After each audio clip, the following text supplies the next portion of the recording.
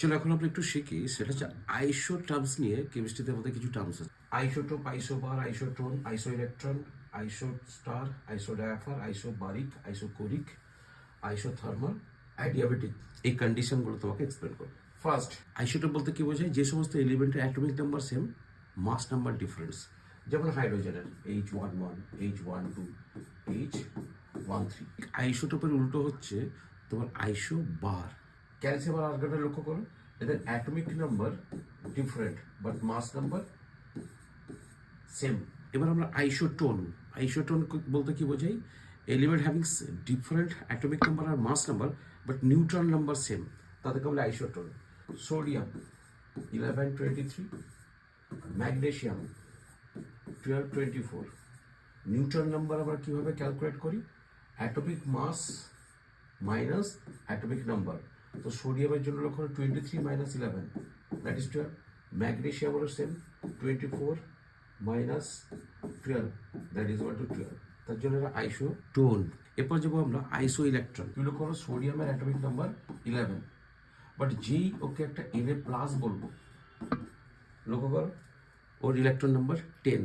তার মানে এ 10খানা ইলেকট্রন। সেরকমভাবে oxygen, or atomic number 8, but যখনই এখানে অক্সিজেন 2 মাইনাস বলবে তখন দুটো ইলেকট্রন অ্যাড হয়েছে, এরও 10খানা electron.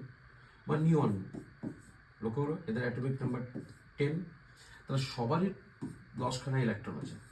All have same number of electron, এখানে সেটা 10, তার জন্য বলবো আইসো ইলেকট্রন। আইসো স্টার। আইসো স্টার মানে একটু অ্যানালাইসিস করবে। তুমি লক্ষ্য করো কার্বন মনোক্সাইড এবং নাইট্রোজেন। এখানে লক্ষ্য করো কার্বন মনোক্সাইডে কটা অ্যাটমস? কার্বন একটা, অক্সিজেন একটা, 1 + 1 2। এখানেও নাইট্রোজেনের দুটো অ্যাটমস। তো আইসোস্টার বলতে বোঝাবে species having same number of atoms and valence electron. Carbon মনোক্সাইডের ভ্যালেন্স ইলেকট্রন লক্ষ্য করো, কার্বনের অ্যাটমিক নাম্বার 6 2 4, তাহলে ভ্যালেন্স ইলেকট্রন 4। অক্সিজেনের অ্যাটমিক নাম্বার 8 2 6, ভ্যালেন্স ইলেকট্রন 6, তাহলে 10খানা। নাইট্রোজেনের লক্ষ্য করো অ্যাটমিক নাম্বার 7, ইলেকট্রন কনফিগারেশন 2 5, তার জন্য 5 + 5 10। এবার যাবো আইসো ডায়াফার। আইসো ডায়াফার মানে হচ্ছে species having same difference of neutron and proton number. এদের নিউট্রন অ্যান্ড প্রোটন যে ডিফারেন্স সেটা আমাদের হচ্ছে 54। আইসো বারিক। বার কিসের ইউনিট হয়? প্রেশার। তারপরে যদি কোনো সিস্টেমের ইনিশিয়াল আর ফাইনাল প্রেশার কনস্ট্যান্ট থাকে তাকে বলে আইসোবারিক। আইসোকোরিক যদি ভলিউম কনস্ট্যান্ট থাকে ইনিশিয়াল আর ফাইনাল, সেরকম আইসোথার্মাল তারপরে টেম্পারেচার কনস্ট্যান্ট ইনিশিয়াল আর ফাইনাল, তাকে বলবো আইসোথার্মাল।